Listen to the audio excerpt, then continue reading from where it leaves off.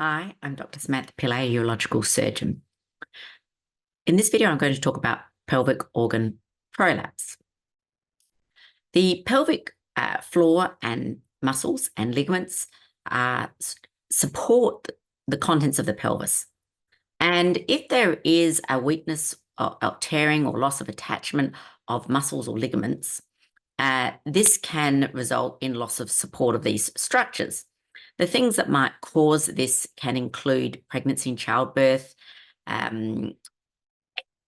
excessive straining, constipation, excessive weight gain, heavy lifting. And then as a result of this weakness, the walls of the vagina start to drop or sag. And then we look at the different aspects of this. So we talk about the prolapse in the front wall of the vagina, and that will bring with it the bladder, which lies in front, and that's an anterior wall prolapse and often can be called a cystocele. On the back wall, or posterior wall prolapse, it can bring with it the large bowel called a rectocele or small bowel anterocele.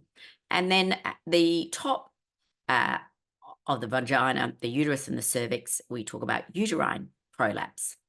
In patients who've had a hysterectomy, then we talk about a Volt prolapse. A hysterectomy doesn't prevent someone from getting prolapse, and someone who's had a surgical repair even of prolapse can get a recurrence. The majority of people that actually have a prolapse internal and don't have any symptoms, they don't need any treatment. And the treatment is generally based on the amount of symptoms that someone has and whether it actually bothers a woman or not. So if symptoms are not present or they're minimal, then no treatment may be sought. Some people really don't experience any symptoms, but might be able to notice that there's a bulge just coming to the opening of the vagina, especially if they wipe or wash themselves, but still really not getting any major problems. But if the prolapse progresses, then it can cause a discomfort feeling of a bulge or heaviness or pelvic pain and the awareness of something coming out the vagina. So there are a number of different treatments for pelvic organ prolapse, and pelvic floor exercises are very important to prevent prolapse progression, to treat prolapse symptoms, and even for people having surgical repair to prevent recurrence.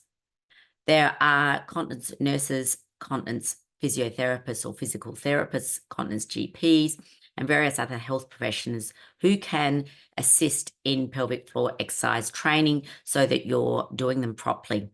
And it does take time and ongoing effort to maintain the benefit from pelvic floor exercises.